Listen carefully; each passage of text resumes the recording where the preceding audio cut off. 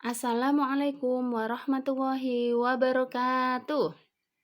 Selamat pagi anak-anak kelas 2. Apa kabar kalian hari ini? Bu Guru harap kalian semua dalam keadaan sehat walafiat sehingga kita bisa belajar. Sebelum kita mulai pelajaran, marilah kita berdoa terlebih dahulu. Angkat kedua tangan. Berdoa mulai. A'udzu billahi minasyaitonir rajim. Bismillahirrahmanirrahim. Raditu billahi robba wa bil islami dina wa bi muhammadin nabiyya wa rasula. Rabbi zidni ilma warzuqni fahma. Amin. Sudah siap? Yang pertama, kita masih belajar di tema 6. Subtema 2 masih tentang merawat hewan di sekitarku. Ya, untuk yang pertama, bahasa Indonesia tentang penggunaan huruf kapital pada teks.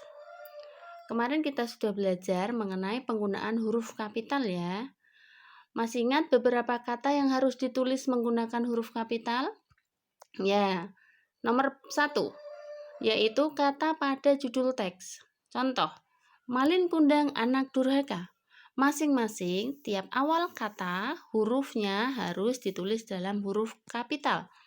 M ditulis huruf besar, K besar, A besar, D besar. Yang selanjutnya yaitu nama orang. Setiap penulisan nama orang maka harus ditulis dengan huruf besar pada awal kata. Contoh, Raffi, R besar, Dinda, D besar. S. Sofia, S harus besar. Yang ketiga yaitu penulisan nama bulan dan hari. Contoh, Juni, November, Kamis. Masing-masing tiap awal kata harus ditulis dalam huruf besar. Lalu yang terakhir adalah kata di awal kalimat. Ketika kita membuat kalimat, seperti contoh, ibu membeli garam, maka ibu, huruf I harus dituliskan dalam huruf besar atau huruf kapital. Selanjutnya matematika, kesetaraan satuan berat. Jenis timbangan yang banyak digunakan adalah timbangan pasar. Sudah pernah lihat ya timbangan pasar ya? Mungkin ibu juga ada yang punya di rumah. Hasil pengukuran timbangan pasar dilihat dari banyaknya anak timbangan yang digunakan. Kita dapat menggunakan anak timbangan dengan besar dan berat yang berbeda-beda. Di sini ada contoh, telur seberat 2 kg, maka telur tersebut dapat ditimbang dengan timbangan pasar menggunakan anak timbangan seberat 2 kg sebanyak 1 buah. Atau dengan cara lain, kita bisa menggunakan anak timbangan seberat masing-masing 1 kg, jumlahnya 2 buah. Jadi, sama saja. Ketika menggunakan bandul seberat 2 kg atau anak timbangan seberat 2 kg itu sama atau setara dengan berat 1 kg sebanyak 2 buah ya. Selanjutnya, mengukur berat benda dengan timbangan kue. Jika menggunakan timbangan kue, hasil pengukuran dapat dilihat dari angka yang ditunjuk oleh jarum timbangan. Kalau yang ini lebih mudah ya, karena kita tinggal membaca angkanya saja. Contoh, seorang pedagang akan menimbang gula seberat 250 gram.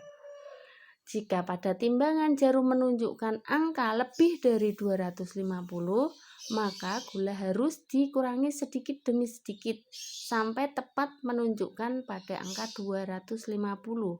Tapi jika angka yang ditunjukkan oleh jarum kurang dari 250, maka harus ditambah sehingga tepat menunjuk di angka 250 gram.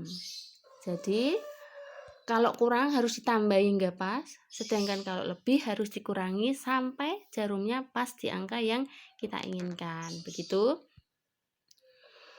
Tugas kalian hari ini adalah mengerjakan latihan soal matematika halaman 128 dan 129 nomor 1 sampai 5 di buku tugas kalian ya.